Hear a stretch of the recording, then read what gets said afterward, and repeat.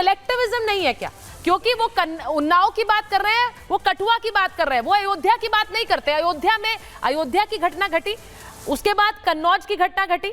मैं तो ये कह रही हूं कि अगर अपराध हो रहा है तो वहां की यूपी की सरकार कटघरे में, आप ये बार बार बोलते हैं, लेकिन उन घटनाओं का नाम नहीं लेते हैं।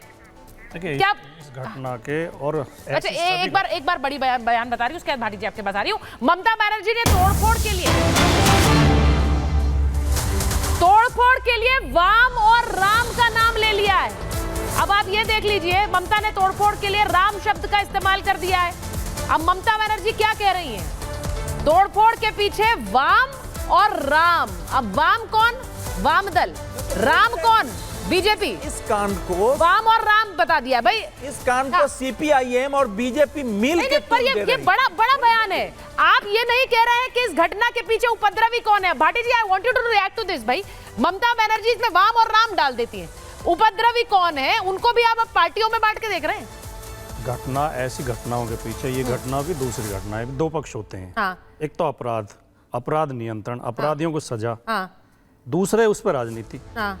मैंने शुरू में कहा कि घटना गंभीर है, अपराधियों को सख्त से सख्त सजा मिलनी चाहिए, लेकिन ऐसी घटनाओं पर जो भारतीय जनता पार्टी राजनीति करती है वो बहुत घटिया और निम्न स्तर की होती है।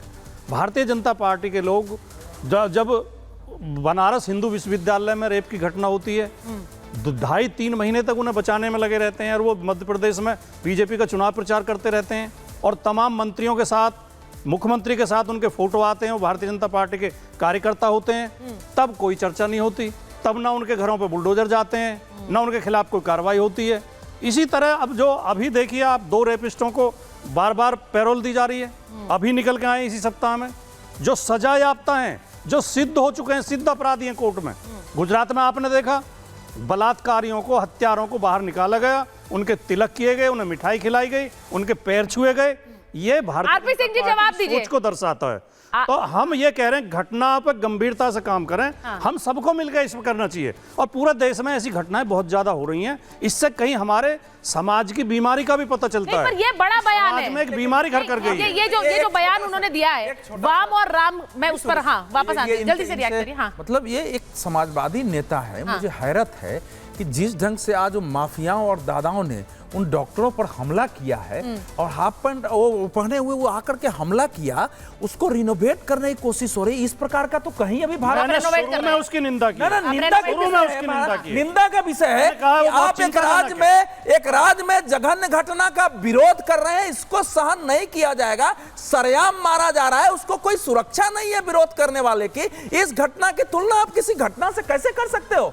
बाकी अपराध किया, उससे तो बड़ा अपराध रात हुआ है कि वहां की पुलिस कहां थी जिस समय हमले हो रहे थे। हम लोगों ने खाया है सर माफियाओं से विरोध प्रदर्शन। और अब देखिए मेरा सवाल बहुत सिंपल है, उत्पन्न हो रहा है, कोई विरोध न करे। जब एक ऐसी जगह जहां देश भर की मीडिया थी, अब सुनो, 2 चीजें चल रही है।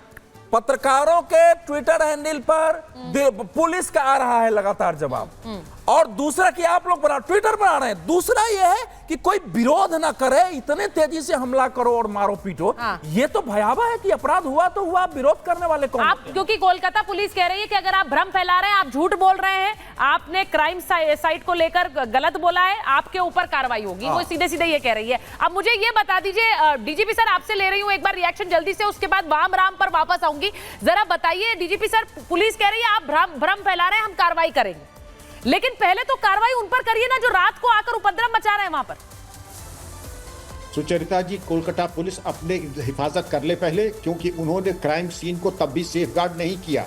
लाश के साथ जो बेहुरमती और जो स्टैंडर्ड ऑपरेटिंग प्रोसीजर्स की अवहेलना की, पहले उसका जरा जवाब तैयार कर लें। और ये जो टूट फूट हुई, आप क्या कहाँ सो रहे थे? आपने कोई सुरक्षा के इंतजाम क्यों नहीं किए? जिस तरीके से ये भीड़ वहां पे डंडे ये सब लेकर के पहुंच गए, पत्थर वगैरह और तोड़फोड़ की, इससे तो साफ जाहिर है या तो आप मिले हुए हैं या बिल्कुल ही आप अकर्मण्य हैं, बिल्कुल ही आप अकर्मण्य हैं। और आपने अब तक कोई कार्रवाई नहीं की, जैसे आपने प्रिंसिपल के खिलाफ कोई कार्रवाई नहीं की, कोलकाता पुलिस के खिलाफ भी कार्रवाई, क्योंकि सब नूरा ये मिली कुश्ती है, बराबर के हिस्सेदार है। क्योंकि किसी बहुत बड़े राजनेता के बेटे का नाम है और प्रिंसिपल का भी, पूर्व प्रिंसिपल का नाम है कि वो यहाँ पर रिश्वत ले लेकर किसको बचा रहे हैं? देखिए अब सवाल डीजीपी सर यही पूछे जा रहे हैं कि किसको बचा रहे हैं। जरा संजय सरकार जी जल्दी से बताइए किसको बचा रहे हैं? बार बार यहाँ इस मंच से यही सवाल पूछा जा रहा है कि किसको ऐसा बचाया जा रहा है कि पहले तो कार्रवाई में देर, उसके बाद उपद्रव वहां पर इस तरह से कि क्या सबूत नष्ट किए जा रहे थे। सवाल ये पूछा जा रहा है। संजय जी देखिए, मेरे को मत टूकिएगा बीच में, आप मत बीच में मत टूकिएगा। देखिए यहाँ पर जो डीजीपी साहब जितना बेरोक टोक आप बोलना चाहते हैं उतना ही बेरोक टोक कार्रवाई भी करिए, उतनी ही बेरोक टोक कार्रवाई भी करिए। प्लीज प्लीज, नहीं हम तो बोल रहे, हमको बोलने दीजिए। देखिए यहाँ डीजीपी साहब अवधेश जी और जो ममता काले है, एक गांधारी बना है और दूसरे धितरास बन चुके हैं। कि उत्तर प्रदेश में जो घटना घटते हैं, हथरास में जो घटना घटते इसको दिखाई नहीं देता। घाटमपुर में जो नाबालिका को ईट भट्टा में जिसको रेप करके पेट पे झुलाया जाता है, इसको दिखाई नहीं देता, इसको दिखाई नहीं। सोमवार को दिन में 6 साल को जो बच्ची है बुंदलशहर में 6 साल की जो बच्ची है जिसको बलात्कार करके बलात्कार कर दिया गया, उसको दिखाई नहीं देता है। आप ये बताइए, ये जो संजय राय था जो रात को दारू पी के कॉलेज के अंदर घुस के उसने इतनी बर्बरता करी, क्या वो ममता बनर्जी के लिए पार्थ चैटर्जी से बड़ा था? पार्थ चैटर्जी मंत्री से बड़ा था? जब पार्थ चैटर्जी के ऊपर आरोप लगे थे इतने बड़े बड़े स्कैम के और भ्रष्टाचार के, तो ममता बनर्जी ने ऐसे चुटकियों में पार्थ चैटर्जी को पार्टी से निकाल दिया, हर जगह से निकाल दिया। ये संजय राय को क्यों बचा रही है? महिला के साथ दरिंदगी करने वाले संजय राय को क्यों बचा रही है? कौन सी दुखती रग है सीएम ममता बनर्जी की? क्यों पुलिस लिपापोती कर रही है? क्यों वहां पर उस रूम को वेंडलाइज किया गया? बताइए ना, आप जवाब दीजिए ना। और आपके बीच में मैं इसलिए बोली क्योंकि आपने मेरी बात तब नहीं सुनी जब मैं महिलाओं के बारे में बात कर रही थी। क्या बात ठीक है आप लोग, शर्म तो आप लोगों को आनी चाहिए। दूर है मैं अखिलेश यादव का एक बयान दिखाऊं।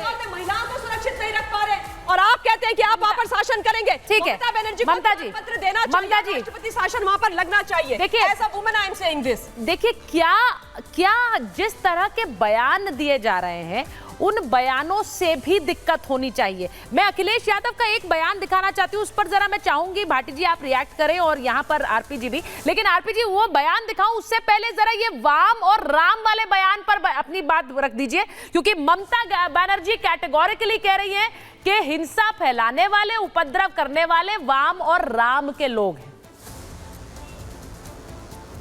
आरपी जी, उनको ये बयान देने से पहले तुरंत इस्तीफा देना चाहिए, क्योंकि अगर वह वाम और राम पर आरोप लगा रही है, मतलब लेफ्ट और राइट पार्टी मतलब भाजपा पर आरोप लगा रही है, तो उनकी सरकार विफल है।